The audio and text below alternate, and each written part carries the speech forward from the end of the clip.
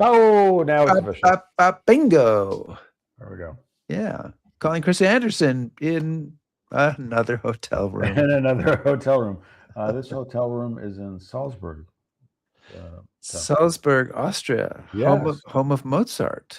Indeed it is. Yeah, Indeed it is. Any Mozart stops on your trip? Oddly enough, no. No. But we got here late at night, and we're leaving tomorrow for Innsbruck, so there won't be a lot of time for Mozart. Won't be a lot of Mozart coming in there. Okay, fair enough. Well, welcome everybody to his. Oh, go ahead. Oh, and I have to say, calling Rick Beyer in. I forgot to let you do that. I was so intent on moving forward. I know. I'm in Chicago, and it looks really dark, but I think that's because I'm wearing a white shirt. So I think if I was to cover up my shirt, it wouldn't look so dark. But it's still be pretty dark because I can barely see Han in the background. I know. He's wearing a white. He's wearing a white man diaper. It feels like it's witness protection or something. So, Chris, do you have a cocktail here with us today? I have an Austrian white from the minibar. Well, now I want to show you this. It's important. I don't know if you can see it. This is a glass I got yesterday at the Luxembourg Festival. And do you know where the Luxembourg Festival in Wisconsin is? Oddly enough, no, I don't. It's in Belgium, Wisconsin. Wow, that's so conflicted. I don't even have. There's a really weird story about how the Luxembourgers were settled in one town and the Belgians were settled in another town. They were trying to get them named after their countries, and somehow Wisconsin did it backwards. But then I also got there a bottle of, I got a 6-pack of, I don't know if you can see it. It's Bofferding. Okay. Yeah. So. And did you bore everybody at the event about the Ghost Army's time in Luxembourg? Only several people. Okay, good. Okay, yeah. All right. Now I'm going to say, welcome everybody to History Happy Hour. If you're wondering what you've been watching for the past couple of minutes, thank you to Stephen Ambrose Historical Tours for sending Chris off to Europe and for their assistance in bringing you this show. Check out their rich offering of military history tours at stephenambrosetours.com. And whether you're watching live, watching on replay, or listening, maybe in your car, on the train, to the HHH podcast. Okay, welcome. And today we're going to be talking about the U.S. Army in the Pacific with John McManus. Chris, I should mention and say thank you to all of our Patreon supporters. Absolutely. Especially our top shelf supporters. And we have others. I haven't done a credit run recently of the people who are not top shelf, who are supporters at another level. I'll try to put one of those together in the next couple of weeks, and we'll get that on. Yeah. Thank all of the people who support us, and you can support us too by going to patreon.com/historyhappyhour. So, Chris, is there anybody watching? There are a few. Yes. We have Ken Reddy from Mobile, John Kane from Westwood, Lizzie Borden from London, of course. So nice. International. Doug McCord. Hello, Doug. Hey, Doug. And Ron Griswold from Western Mass. So, Doug McCord sent me a book. Yeah. 8 years ago. I know because there's a note on the cover of the book, and I just read it. And how was the book? It's good. Yeah. It's good. And the reason I just read it, I don't know if it's here in the pile. No, it's not. The reason I just read it is because it's called September 11th, 1777. Okay. Which is the Battle of, this is a quiz, Battle of Saratoga. Brandywine. Oh. Very close to Saratoga. Battle of Brandywine. And I'm going to be visiting Brandywine in a month or so. So I read it. Doug, thank you so much for that book. I just want to say Barry Milgate's also joining us from Stafford. So we have somebody viewing from home. So awesome.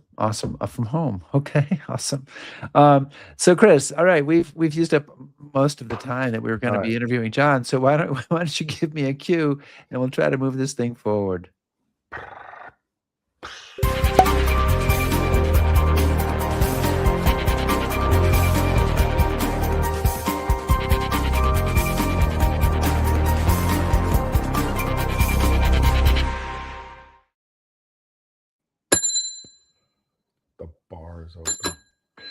The bar is open, and today we're going to welcome back historian John McManus to talk about the third volume in his Pacific series, which is called To the End of the Earth. It covers roughly from the liberation of the Philippines to the Battle of Okinawa and to the end of the war. And John is a military historian, author, professor of military history at the Missouri University of Science and Technology. He's written a ton of books. I can't even count them. I don't have enough fingers. A ton of books. He does, I think, 2 podcasts. I'm not sure if that's the right number. And I hope he'll work the names of those podcasts into the conversation. This is his 4th appearance on History Happy Hour. So close to that hat. Welcome, John McManus.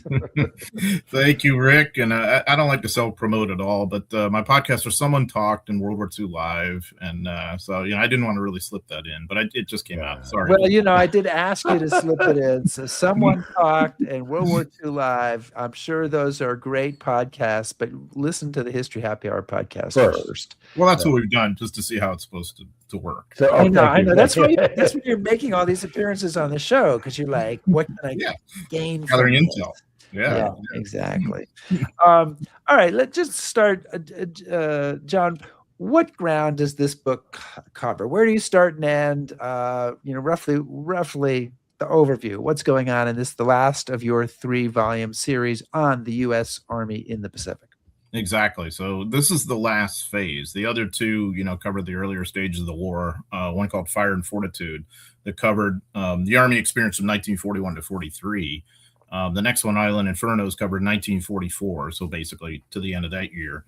And then this is, the beginning of 1945 to the end. And a lot about the aftermath, too, and the legacies of the war as well. So I wouldn't necessarily claim that, the whole book ends on September 2nd, 1945 with the ceremony aboard the USS Missouri, though I do, discuss that and try and paint a portrait of that somewhat. But I looked somewhat at the legacies too, but in terms of the operations, the Philippines are the lodestone of the book, of course, and the Battle of Okinawa, as you said.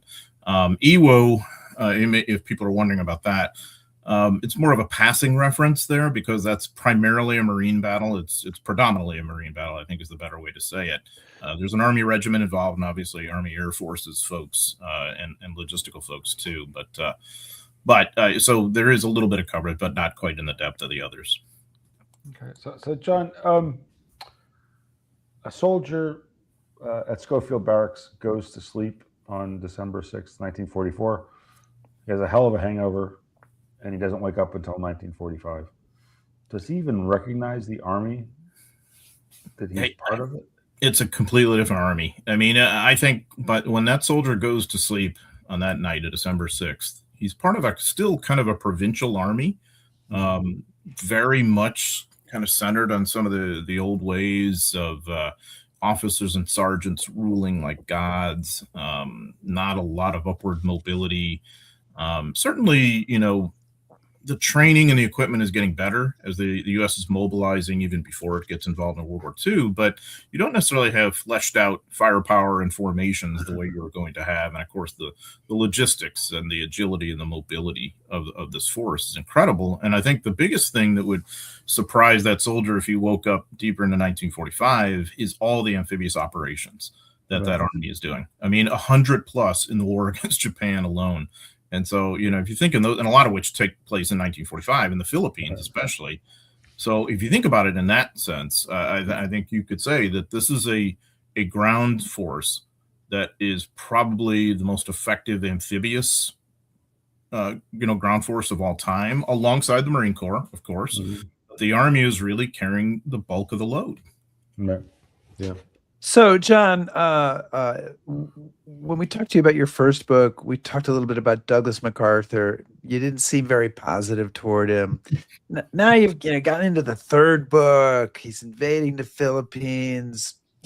Has your opinion changed? Did your opinion change, or did you just kind of go, "Oh God, this guy is just still a huge a-hole"? I mean, where did you come in on that? Maybe somewhere in between. I don't know. Where did you come in?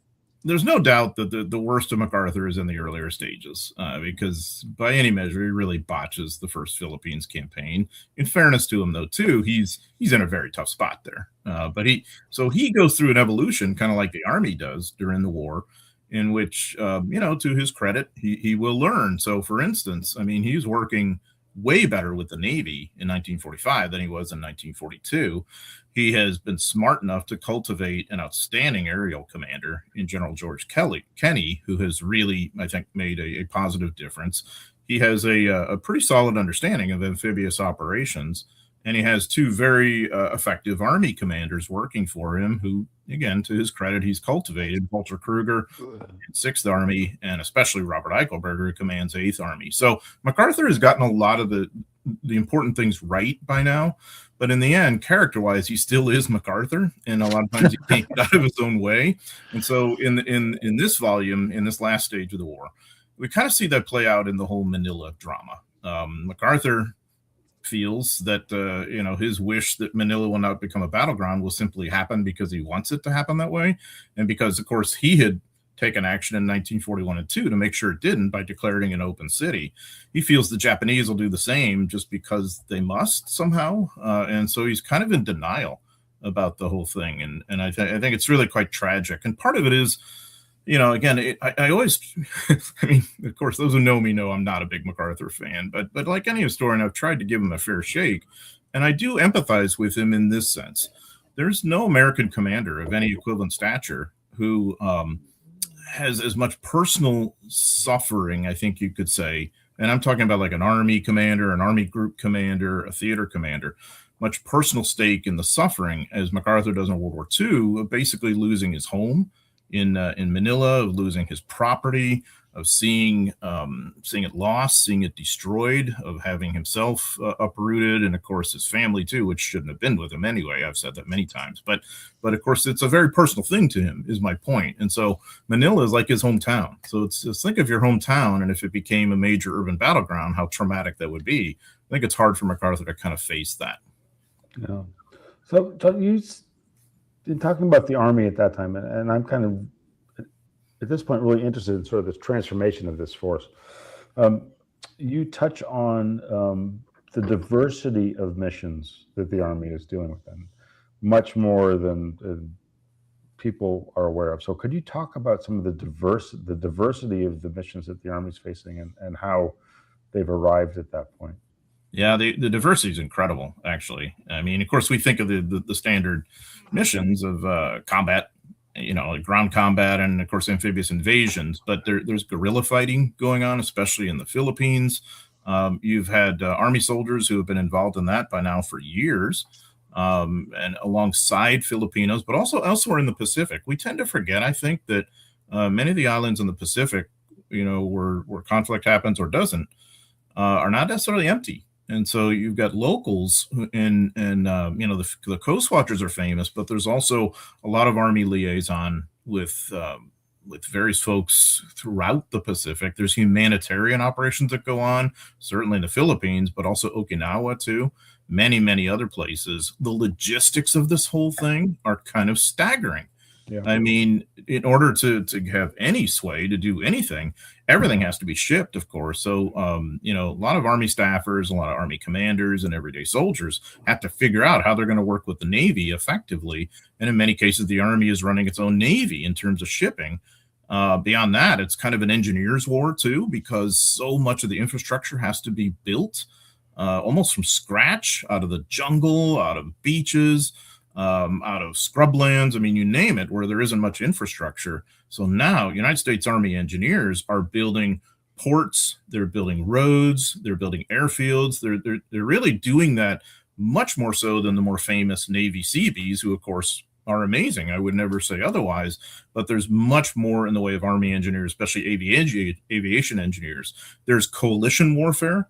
We're not just talking about the South Pacific or the Middle Pacific or the Philippines. In China too. I mean, working alongside the Chinese tribes in Burma, the British and all their colonial machinations. Of course, machinations. What are you machinations? Oh yeah, tell us about that. I mean, I know, Chris. Now that you live in Windsor, you don't want to talk about that. But yes, there's British. More British machinations. Please. There are. I mean, the Australians, of course. I mean, all of this. It leads to this kind of complexity and diversity in the Army that I think sometimes is easy to overlook because it's such a massive story. Yeah. I have other questions to ask, but it occurs to me to ask this one, so I will put it up here. So Chris has been talking about the variety of missions, the change in the Army in World War II. I don't know if there's a way to separate this from the technology of the weapons, but is the Army in August 1945 in the Pacific specifically, is that Army more adept at fighting than modern American armies have been? I understand this is a landmine of a question, so deal with it in his gentle way or any way that you wish to. Now that I've set you up, John, please. I mean, it's hard to say. It depends which subsequent time frame we're talking about, because within 80 years of it. But I mean, I think that if there's a commonality, it's that the Army of that time and every time since tends to be quite tactically proficient and tends to use firepower very, very well, and tends to understand combined arms and tends to understand logistics extremely well. Now, the larger strategic implications or fulfillments or whatever, I mean, that's a different matter altogether, and a kind of a different question. But even then, at the end of World War II, Army leaders are kind of struggling with the kind of end game, and that's a big part of the grand strategy too, because Japan is still pretty powerful in the sense of the areas it still controls in Asia and elsewhere, and of course the whole idea of speeding up this war has been island hopping. So it's like, okay, what will happen with the bypass garrisons? How do you force some sort of unconditional surrender type resolution to this war? What kind of strategic byproduct are you going to get out of it? What happens in China? I mean, so not just MacArthur, but of course Nimitz, Admiral Nimitz, but also General Wiedemeyer, who had succeeded Joseph Stilwell in China. I mean, all of them are dealing with this, and then MacArthur's army commanders are dealing with it at the local level in the Philippines in terms of how they're going to work with guerrillas and also what they're going to do in relation to potential surrender of the Japanese. It gets very complex at the end of the war. Yeah.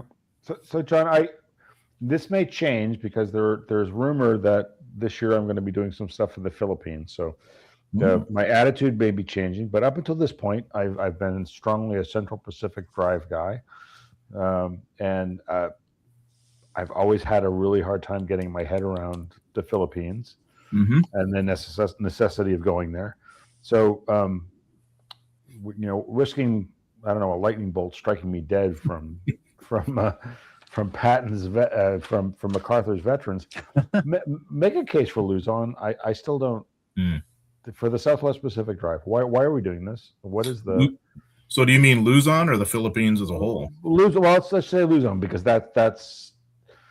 Yeah, is this some kind of personal thing for MacArthur because he's the Manila boy there? I mean, is it necessary? Of course. Oh, of course, it's everything's personal with MacArthur, and of course, MacArthur. I mean, everything is about MacArthur, and so it's always as if of course, this is the most important room. I'm in it. There's always that sense of MacArthur, right?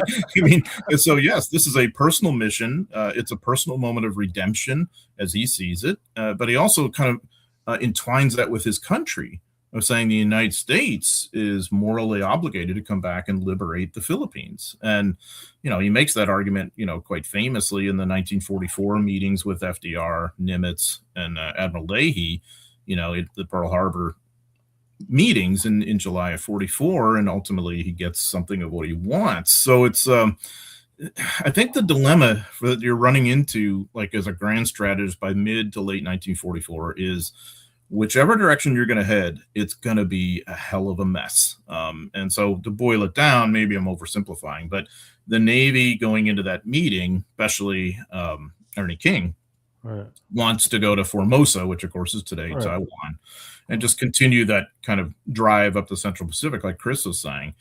Obviously, MacArthur and sort of the Army, that part of the Army at least, wants to go by way of the Philippines and also concurrently, like with Nimitz still moving on to of course the Marianas, which he already had, Iwo Jima, Okinawa. Okay, so there's inherently serious difficulties either way you go. At Formosa, I mean, Operation Causeway, I know because I've studied it in some depth, is going to be extremely difficult, and it's going to eat up a lot of combat power, a lot of combat manpower, and a lot of supply and logistics folks. And and you got a hostile population. You've got terrain that's tough. In the Philippines, you're going to have some of the toughness with terrain and the diversity of islands and all of that business. But you are going to have a much friendlier population. The Filipinos are such a force multiplier and such a key part of their own liberation. You are definitely going to destroy a lot of the Japanese capability to make war and sever those key shipping lanes and links between the most valuable part of the Japanese empire, the Dutch East Indies, which is today, of course, Indonesia, and the Japanese home islands. But the problem is it's going to be a manpower suck too, and you're going to bring war to the places you're trying to liberate, which means destruction of a terrible kind, like you have in Manila and elsewhere. Same dilemma we face in the European theater, and right. so when you say like Luzon, should we go there or not? Well, it's like saying in France, should we go to Paris or not? I mean, if you're going to the you have to. But I mean, I can see the necessity of going into France, but I'm playing devil's advocate here, and I understand it's like a huge portion of your book. So, but I just. The Philippines seems like you're just kind of going in the wrong direction, and you're sending guys down there that if you just reinforce the Central Pacific Drive, you're going to get to Tokyo faster. Yeah, I mean, I think there's definitely a case to be made for that. I guess the point I make in the book is there's a case to be made for both, sure. And you're going to end up with serious problems either way. Because like, let's say you did just double down on the Central Pacific Drive, and maybe Formosa isn't the key part of that as they maybe had envisioned. The problem you're running into again, though, too, is you will end up with famine in the Philippines with enormous loss of life from that. And that's going to be an issue then and post-war. Sure. And then what does it mean for what's going on in China, of which the Philippines is closer? And then again, like you said, Chris, though, it does make some sense to not diverge over to the West. I mean, right. And so that's why it's a tough kind of decision for FDR to make and the other strategists. And I don't know that there's really any good answer to this day. So I don't try and pretend that I'm a full defender of one or the other. No. What I try and do is show the dilemma that they do face, and then the tragedy that eventuates no matter which way you go. Well, I think it gets compounded by, you have that dilemma, but then you lay MacArthur's personality on top of it. Mm-hmm. And then it gets harder for me anyway, to digest. Well, and maybe we could then bring in the question that Wally Morrison asks: why do modern historians always think that MacArthur was a less than wonderful leader than he was? So, where do you come down on that? What is it about MacArthur that takes away from the victories he had in the Pacific in World War II and in Korea later on? Because of the disasters that he has too, the absolute unmitigated disasters. For instance, earlier in the war, when he basically gives up on War Plan Orange and decides that he's going to defend the Philippines at the coastline all the way. This ends up just being a complete and total debacle. And the consequence of it is all the logistical nodes of the army, especially on Luzon, are spread far and wide versus concentrated in Bataan, which is probably what War Plan Orange envisioned. Meaning that once the army does retrograde to Bataan, it is completely logistically compromised and thus in a position where it will starve to death. He loses the better part of his air force on the ground, having known that war was imminent. When he does leave, he accepts a payment from the Philippines government, which is equivalent to about $8 million in today's money. Which is very questionable to be doing that while on active duty. There are all these kind of things. He disregards a War Department order to get dependents out of the Philippines, and that means that his wife and son are with him during that first traumatic campaign, and that really impacts a lot of the grand strategy from Washington on down. He has all these instances of kind of failure of character. I can sort of take on Korea too, but that's tangential to what we're discussing today. The problem with MacArthur is that though he does bring some real assets to the table, and there are some, you definitely see, as I mentioned earlier, by 1945, He really does have some positive aspects to his leadership. The problem is the essential character flaws that kind of undo everything sometimes. And I say in a nutshell, that's part of the issue. So, but maybe you could kind of pick up on this, because you discuss MacArthur and Kruger, and you say there's some problems with the campaign and the progress of the campaign that we can talk about. But you say in terms of the strategy of the campaign, both men are right and both men are wrong at the same time. So explain that one for me. Yeah, so it's a bit of a nuanced point. So I would say, so the centers around the frustration that MacArthur has with Kruger's slow advance to grab Clark Field, which of course is the main air base complex northwest of Manila, and also Manila itself. Kruger is just not really wired that way to have a quick dash advance to grab an objective. Kruger understands that there's going to be a lot of transportation and logistical issues to try and get there, that the armies will be vulnerable. He's right about that, but he doesn't see the larger kind of strategic point to this whole thing. And I think he kind of overestimates the Japanese. But in the end, in the book, I blame MacArthur for his own frustration, because if he wanted somebody to go make a quick move, an aggressive commander, he should have chosen Eichelberger for that role. So you can let's think of it in European theater terms. If Eisenhower had chosen Courtney Hodges for a major, quick, aggressive move, along these same lines versus George Patton, that's kind of the difference. You're talking about two competent commanders, of course, but they are just wired differently. And so this is very, very frustrating for MacArthur during the campaign. It leads to also, too, here I'll defend MacArthur, some really unfounded charges, in my opinion, that MacArthur's advance on Manila is just a vanity project so that he can grab his hometown by his birthday in late January 1945. There is no evidence to support that.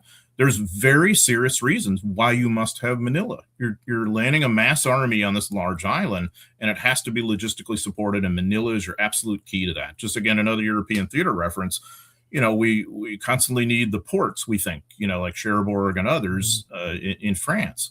It's the same kind of thing. Manila is really the key to sustaining our armies, and the Japanese understand that too. So, of course, it's a major symbol as well, on the political side. So it's really an interesting kind of thing to parse through, that MacArthur and Kruger are a pretty good team, but in this particular instance, I think MacArthur has not cast his actors particularly well. Why do you think that is, though? Why do you think he doesn't go for Eichelberger? It's because Sixth Army might be too big, but No, it's a great question. I mean, it's because Sixth Army had become the kind of larger force that you could rely on for the heavy landings at Lingayen. Initially on January 9th, 1945.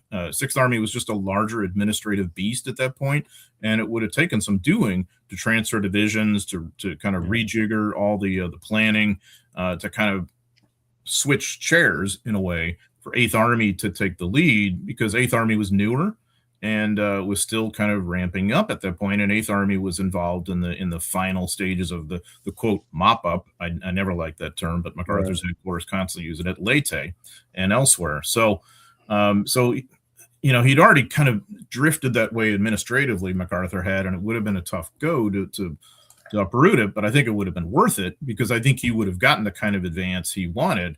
And who knows, maybe you don't have as much horrendous fighting in Manila, when the Japanese get a little more time to hunker down there and cause some problems, because Kruger's advance was not particularly quick. Yeah. I want to remind everybody that we're chatting today with John McManus, who's the author of To the End of the Earth, the U.S. Army and the Downfall of Japan, 1945. John, you've been talking about Generals Walter Kruger and Robert Eichelberger, who are men who probably a lot of people in the audience have barely ever heard of. And in your book, you call Eichelberger basically the best ground commander in the Pacific, if I think I've put that correctly. So tell us a little bit about what makes him the best ground commander in the Pacific and why so few of us have heard of him. Yeah, Robert Eichelberger. Yeah, I did say that, Rick. I agree. I think he's for sure the best American ground commander in the Pacific War. He is aggressive. He is, and not in a reckless way, because you can be reckless and that's no good either. He understands logistics like few others. He leads from the front in inspirational, courageous leadership. You definitely see that earlier in the war at a place called Buna on New Guinea, where he just does. It's a remarkable moment of leadership. You see it later on in the invasion of Hollandia, his effectiveness in rapidly grabbing objectives and then developing a logistical base from which we could push on the Philippines. You see it in the Battle of Biak, which isn't that well known, but it's happening concurrently with the Normandy invasion, actually. So this is like late May, June 1944. And it's this island northwest of New Guinea that they have to have for a number of reasons.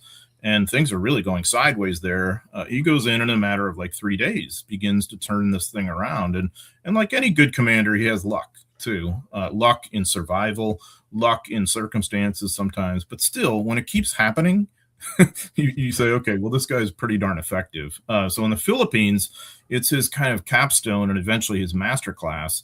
Because when MacArthur is so frustrated with what he views as the slowness of Kruger's advance from the north down to Manila, he will unleash Eichelberger with basically a one-division assault, the 11th Airborne Division, at a place called Nasugbu at the end of January 1945 to advance on Manila from the south. And this is an absolutely remarkable thing, like a 60 to 70 mile advance, completely outfighting and outwitting the Japanese, which ultimately is not decisive enough because it's only one lightly armed airborne division, and there's not that much you can do to take a whole urban area with that, but it is somewhat, effective. Subsequently, he gives Eichelberger the assignment to basically liberate the rest of the Philippines from like the central part of it on down. And so this is when the 8th Army launches, I think, at least 35 invasions that spring and summer that are, I would say, I've called it often, a master class in amphibious warfare. Now, that's victory after victory after victory, but does it matter strategically? The problems we're going the wrong way. We're going the opposite way from Tokyo there. Right. That's not Eichelberger's fault, but that's just the reality. So that's why none of this is well known, or one of the reasons why, because I mean, what do we want to save a little room in our noggins for if we're thinking about World War II as the everyday person, the Normandy invasion, or, the struggle on Mindanao or something, so it's, we all know what it would be. But then there's another factor too. In Eichelberger's anonymity, he works for MacArthur, and in MacArthur's room, there's only room for one star on the stage. It is MacArthur. And unfortunately, that's just the reality. Yeah. So I'm sorry. Can I follow up that, Chris? Absolutely. Because Jim Lattin, one of our viewers, says, didn't MacArthur deliberately undermine Eichelberger out of professional jealousy or just out of being MacArthur? I don't know. Being MacArthur. So this also, it's a great question, and it kind of dovetails with the earlier question we had.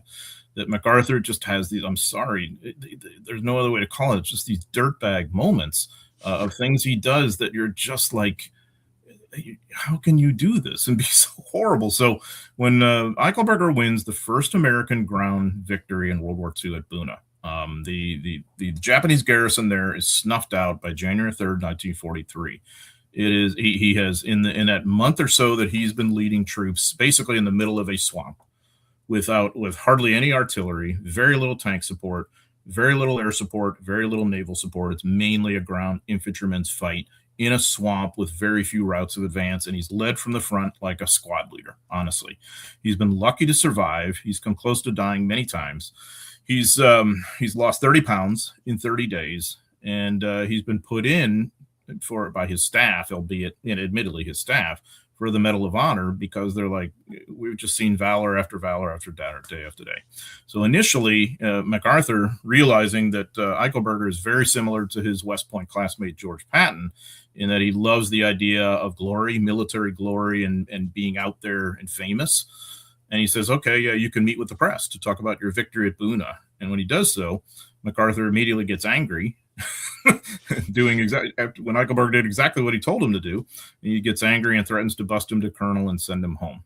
Then he basically backbenches Eichelberger for the better part of about a year, mainly out of professional jealousy, while also understanding that the folks in the European theater wanted Eichelberger, probably for Corps Command, possibly for Army Command. Eichelberger and Eisenhower had known each other since they sat next to each other at the Command and General Staff College at Fort Leavenworth, because their names were similar. So there was like alphabetical seating, and they got along well. Eichelberger was the kind of person who got along well with most everybody and had all these friends throughout the Army. And so he knew through back channels that they really envisioned, the European theater folks, a role for him probably in the upcoming invasion of France.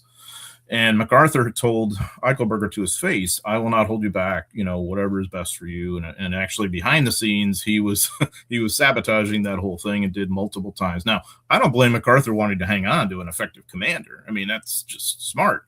But it's the disingenuousness there that I think was kind of off-putting to Eichelberger in the long term. So then when he needed him again for the invasion of Hollandia, now he's front and center, and he will be for much of the war. But professional jealousy certainly is part of it, yes.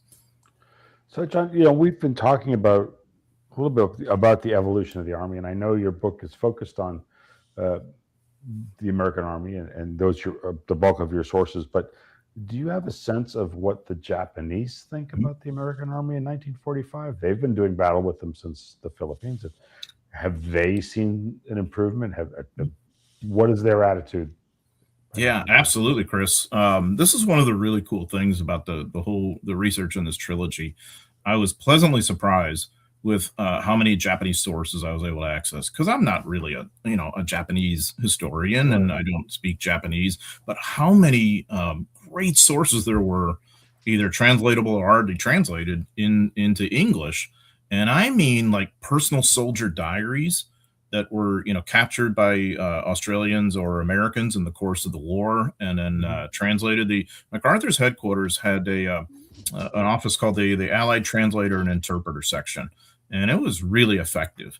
That was good intel that was coming into him in the course of the war. And so this is also then a great source for historians. And then obviously the Japanese official histories, and so many of the surviving senior leaders gave their perspective going forward. So I had, something of an embarrassment of riches there, and did get a sense of their view of the Americans over time. And so by 1945, what really stands out thematically is how overwhelmed they are by the firepower and by the material power of the Americans, like the technological power.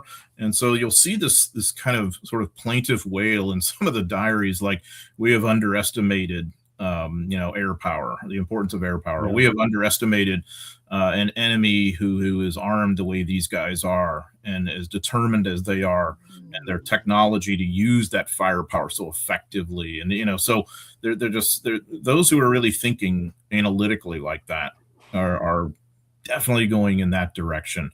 What's embarrassing and kind of sad, honestly, and maybe some of the folks watching and listening won't like this, but it's just what a historian sees, is though you do see animosity sometimes in the Japanese diaries and firsthand sources from the time, and some of it's racial animosity, yes. Honestly, when you look at the American contemporary sources versus the Japanese, there's no contest. The Americans are much more race conscious, and there's so much more race hatred in their thinking toward the Japanese versus the other way around, though the Japanese have it too, I'll hasten to add, but not quite to the same level. And that's kind of what stuck out to me. It's a bit of a sad realization. I want to bring in another question from a viewer. Lynn Hargrove asks, setting aside the diversity problem, how different was the American Army in the Pacific from the Army in Europe? So it's organized differently, especially in relation to vehicles. You've got a lot of vehicles involved in the Army in the Pacific, but the best example I'd give you is like the use of like tanks and tank destroyers. You can't organize them in the same way that you would in the European theater, where you can have these big armored divisions operating there. There's a lot of armor and tank destroyers operating throughout the Pacific War. And especially by the Philippines. By the time MacArthur's forces go into the Philippines in 45, you've got about a division's worth of armor involved. You just have it organized differently because of the realities of less infrastructure. and you have to use then armor you have to parcel out a little bit differently than you do in the European theater, where you could sometimes mass it, in the better road net, especially toward the end of the war in Germany with these combined arms formations that you've got operating on the Autobahn. You just couldn't operate that way in the Philippines. And one way that you do see some differences at the end, the use of flame tanks, which you do have some of that in the European theater, but not quite as much as you're going to in the battles of Iwo Jima and Okinawa, where the flame tanks are just front and center stars in the actual fighting. So that's a big part of it. And I think even more in the Pacific than in Europe, we're dependent upon shipping. And admittedly, we are everywhere. But I'm saying you've got much more infrastructure to support all that shipping and the logistical heft in the European theater than you do in the Pacific. You've got constantly more problems. So you've got to kind of organize your load plans differently. And eventually your invasion plans are a little bit different, how you operate. And of course, like similar to Europe, I suppose, but maybe more locally, you're constantly dependent upon the grabbing airfields for local air support and beyond. I mean, it's an airman's war too. And, so that's a lot of times the thinking and purpose behind ground operations is to go in and either grab an existing airfield or a place where we'll build one, and then to kind of move on from there. And that's one area where MacArthur, I think, really learns well in the course of the war, just how important it is to support his enlarging armies with enough air power. This may be awfully broad, and I apologize for that, but in reading the book, and particularly in the section on the Philippines, one of the areas that sort of looms large is the prisoners, the POWs. And I think it would be remiss to not kind of include them in our discussion. So could you tell us a little bit about kind of the prisoner experience, most specifically in 1945, and how does that drive strategy at all, or what? Just tell us a little bit about that kind of aspect of the story. It does, and a great point, Chris, because it's something I should have mentioned earlier. One of the things MacArthur is arguing about the return of the Philippines is saying, hey, our POWs are there. They're being held there. We need to go and liberate them. We can't just consign them to oblivion. And so, earlier I was talking about the differences of the Japanese and the Americans racially or whatever, but I mean, there's profound differences in how they treat prisoners. The Americans, if you could become a prisoner, the Americans treated prisoners very, very well. And obviously the Japanese, the treatment of their prisoners is some of the worst in human history. So throughout the trilogy, I really cover the prisoner war experience in great depth, because the vast majority of American POWs of the Japanese were army prisoners, especially taken in the Philippines in 1942. So I focus on four key individuals, and you kind of see their story evolve through the whole thing. There are times when the treatment gets a little better, 1943-ish, but by this stage of the war, it's getting worse practically by the day. So there's four guys. A guy named Lester Tenney, who had been a tanker in one of the tank units in the Philippines. A guy named Jim Campbell, who was an infantryman in the Philippines. Harold K. Johnson, who I think is one of the most remarkable officers of the 20th century. He'd been a battalion commander in the Philippine division. He was a West Pointer. And then, of course, Jonathan Wainwright, who was very famous. And by 1945, really the game at that stage is whether the Japanese are just going to kill all the prisoners before they lose. And it does dictate strategy, because they have moved a lot of the American POWs out of the Philippines when MacArthur's forces have landed there as of the fall of 44. There are some remaining, though. And so there's some pretty dramatic moments in 1945 on Luzon where you have prisoner liberations and civilian internee liberations at Santo Tomas and then at Los Baños. I mean, those are amazing moments in American military history, I believe. At the same time, you've got people like Tenney, who have been enslaved now back in Japan. And so there's this sort of run against the clock. Are they going to survive? I mean, what's going to happen with all that? And so that's just another element of the end point of this war. How bad is it going to be? It's going to be bad. The question is, how horrible? So the way it does turn out, to me, is one of the better scenarios in terms of how much worse it really could have been, especially most infamously with an invasion of the Japanese home islands themselves. Yeah. Well, you have a great scenario or scene in the book where you're going through the various prisoners, discovering that they are now free. Can you give us a little bit of that? Can you relate a little bit of that? And what was that turnaround like from being behind bars, sometimes being tortured or badly treated, to suddenly being free and getting ready to go home? Yeah, so Tenney really describes this very, very well in his memoir and in many interviews. And it's and I knew him, towards the end of his life. It was like he was picking up on a kind of attitudinal change among the Japanese as we're getting kind of deeper into the summer of 1945. And of course, they're in an information vacuum, kind of, so they know they know the war is going very badly for Japan, in part because of the bombings that are happening on the Japanese home island. So there's no way to disguise that, if you're the Japanese. So things are getting a little better, but then all of a sudden, now there wasn't this hard supervision. And now, oh, you don't necessarily have to work in the mine today. And then eventually there's this announcement. Well, the emperor's decided that America and Japan are now friends. Nothing like, oh, we lost, you won, but it's obvious. So it's just, so Tenney kind of decides to sort of test this about a little bit and, ask the Japanese and do things that would have been not permitted in the rule, that we'd gotten him beating, and he'd had many beatings by that point in the war. And when that didn't happen, he knew precisely that the Allies had won the war and that liberation was coming. And so, that Wainwright, he has a completely different experience where one of his subordinates, one of his officers, tells him the war's over. We've won. Japan has actually surrendered. Wainwright had really been thinking a lot about, like where the various battles were likely to happen, and he expected an invasion of Japan, and he had calculated, and he was like, I think we're probably going to be here until probably early 1947 or something. And he was playing endless games of solitaire. And he's in Manchuria, I think it is. And so when they tell him the war's over, he doesn't believe them at first. And but there's one thing with that, but there's another with actually being delivered and liberated. And so it's a whole odyssey for him, whether he can get out of there safely, get back to Allied control. I mean, it's really actually kind of crazy the way this whole thing goes down. So some people have the sort of dramatic, everybody cheering moment. Other people have this kind of surreal, kind of really over moment. I mean, it really kind of varies. So, John, I'm looking at my watch, and of course, we're getting to the point now where we're like, oh shit, there's a whole bunch more questions that I wanted to ask you. But so this will be, I guess, kind of fast. But why is it that when most people think of the Army, they think of the 1st Marine Division, they think of Iwo Jima, they think of Okinawa. You've spent a good portion of your life, several thousand pages, talking about the massive contribution to the Army, other than MacArthur.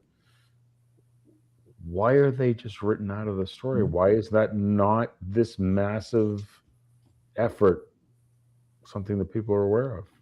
And I think it's so unfortunate too, because this is 1.8 million American ground soldiers who serve somewhere in the Pacific or Asia against Japan. That's the 3rd largest military force we've ever sent overseas to fight a war. So it's very consequential. Now, why is it so anonymous? I think because if you sink into the story, there's no way to just sort of drive by it and say a couple of invasions to look at, dramatic stuff, and then we're done with the story. You've really got to hunker down, especially with 2 campaigns in the Philippines that I would argue are kind of the nexus of the war against Japan, the American war against Japan. And one of those campaigns is not a lot of fun to study because it's possibly the biggest debacle in American military history and a humanitarian catastrophe. So it's ugly in that respect.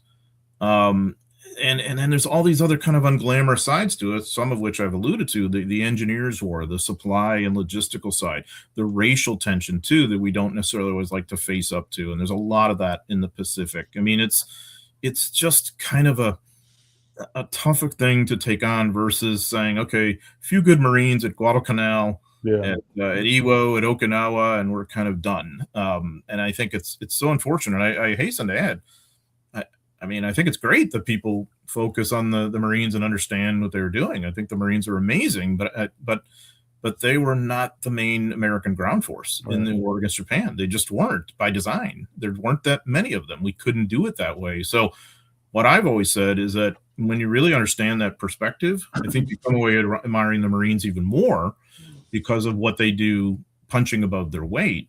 But I'd hope too, you understand, the Army role in this that's so massive, and that if maybe think of it on personal terms, there's a very good chance, given how many people are, serving there, that as an American, you have some kind of link to this, whether family, friends, whatever. You probably do have some kind of link or legacy to this if you delve into it some. And I think it's worth doing. But I'll also, in terms of the so what factor, obviously a lot of tension in the region now with China and whatever. I wanted to talk about that. Yeah. If we're talking about, a conflict of the future, and we want to use World War II as a base point, maybe to understand something perhaps for the future, we'll get a lot more out of understanding what really happened in terms of the Army's war, because if it happened in the 40s that way, it's likely perhaps to happen in the future that way, mainly that you'll need some sort of major kind of land force, and not just a few Marines or whatever, and you'll need to understand how that land force works so closely with the naval force, which is preeminent and very important, and supported by the air forces and all those things that link together. But in the end, how important the land force was in this whole dimension. That's why I think more than anything, the so what factor. I've been really pleased that I've had so many Army commanders since the dawn of this trilogy. Were so many Army commanders who have had their people read these books to get a sense of what they could be up against and to try and learn from history. It's actually been great. And I would like it to maybe go over to the maritime side too, where the naval folks start to delve into this a little bit more, and the air folks and so on and so forth. But it's just great. Well, and we'll give you a little shout out here, because one of our guests, Jim Lattin, says, my father fought in the Army in the Pacific War and never talked about it. I asked HHH for a recommendation, and Chris Anderson suggested your books. I don't know what drugs Chris was on that day, but he did do that. And Jim says, I'm working my way through the trilogy, and I'm so impressed by the level of detail. It has also given me a visceral appreciation about how horrible it was and why my dad did not want to revisit it. So there's a shout out from somebody and a recommendation for your trilogy. There's so much more we can talk about. I'm going to have you one more question. Pretty broad question. Chris was apologizing for a broad question. This one's even more broad. Who won the war and who lost? Ooh. Wow. Roll up your sleeve there, John. We could be here for a while. Well, if anybody could be said to have lost, maybe in the longer view, I think maybe you're alluding to. It probably would be Britain and the British Empire, because Britain's greatest fear would be to lose its major colony in India, and of course that's a legacy of this war. I mean, it's no accident that happens in 1947, right? I mean, and that's the beginning of the end for many other British colonies, if not British influence. Of course, there's still British influence to this day, but the British colonial empire, as Churchill would have wanted to preserve it, it is the beginning of the end of that. Japan obviously loses very much in the near term. You talk about trauma for the Japanese, it's off the scale to a level we Americans can't really fathom, I think, and not just the atomic bombings, but the fire bombings. I mean, how many people they lose in China, which was the main theater of war from an Imperial Japanese Army point of view, honestly. What happens to their naval power, and obviously the kind of death that leads that many Japanese experience in the course of the war, of hunger and privation on remote islands and whatever else, and then an Allied occupation. I mean, this is pretty tough. But of course, Japan comes out on the other end of it in a much better place. I think we'd all agree, just like Germany does. But it's a pretty tough near term. I think there's no question that the United States wins the war. It's the peace that the United States is going to have a tough time with. And that is a very American thing, isn't it? The Americans end this war with more power vis-a-vis anybody else in the region than anyone could have ever envisioned, say in 1890 or something. I mean, it's way beyond that. The problem is that's going to lead us into all sorts of regional conflicts in the future, and mainly because of the Cold War. And I think this is a bit of a byproduct of what's happened in China. So I cover China in the series and including in this last volume. And, you know, it's interesting because I came away with this from this trilogy with a little bit different view than I had before, of just sort of 100% accepting that Europe first was the right call. And I'm not arguing against it now, but I am realizing a little bit more of the consequence of that Europe first and this large global war that we have to fight has some consequences for what we can and can't do in China. And this is a real problem. When we're telling Chiang Kai-shek, you're our ally, you're our peer, you're a great power, and we really support you, but we hardly give you anything relative to the rest of what we're doling out and that has consequences for what happens in China that we're still paying the price for today, arguably. So China, do they win or lose the war? I mean, it's one heck of a price they pay, you know. But I mean, depends who we're asking. I mean, certainly you have a more potent China that comes out of the war, a more independent and nationalist, you know, great power now, but it's a long way to down that road. Man, it's well, I mean, you know, one of the things that I mean, as I'm reading your book, it really kind of rocked me back. I'd always, you know, the popular perception is America drops the bomb, Japan loses the war, that's it, we won. But then, you know, you make the very astute point that most of our wars fought since 1945 have been unresolved issues from the war in the Pacific. So it was the first time I came away feeling like, well, did it end?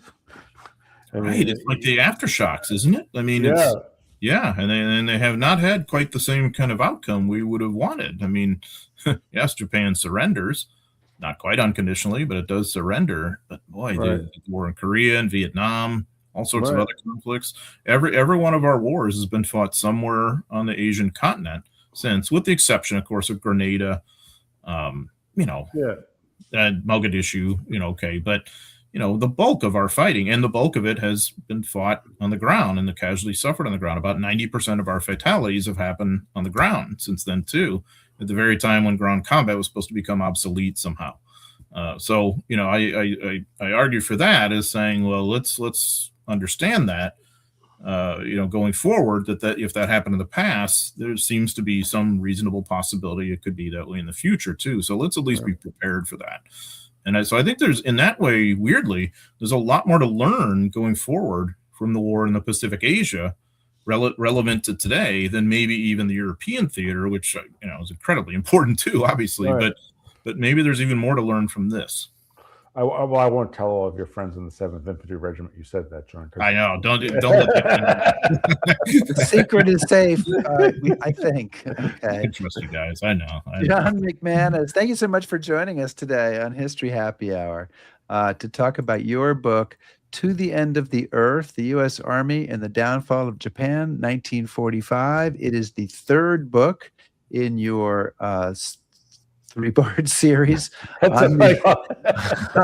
so it's the last one, the U.S. Army in the Pacific. We set out to talk to you about this series about a year ago. It has been great to have these conversations. I really wish you could write a 4th volume, but I know you've got another book in the pipeline. And so when that book comes, or maybe sometime even before that, we'll get you on for your 5th History Happy Hour episode, with a hat. If you come on 5 times, and only one person, right? Isn't it only one person who's gotten? Isn't Joe the only one who's? Well, Helen's about to get. Helen Fry is about to get a hat as soon as you get home, and I'm Joe now. I want that cap. So yeah, I know. So anything I can do, guys. Yeah.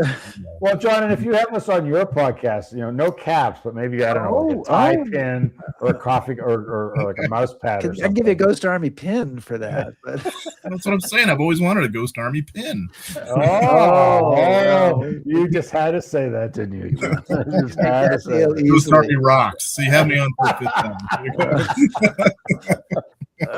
Cheers. Okay. All right, John. Thank you so much for joining Thank us. you, John. Thanks for having me. Appreciate it. All right. See you again soon. What? It's always a good time talking to John. Absolutely. I saw you were in a good mood at the beginning of the show, and I'm sure you're exhausted, and you were still in a good mood. So Well, this was a good book. That's amazing. So next week, something different.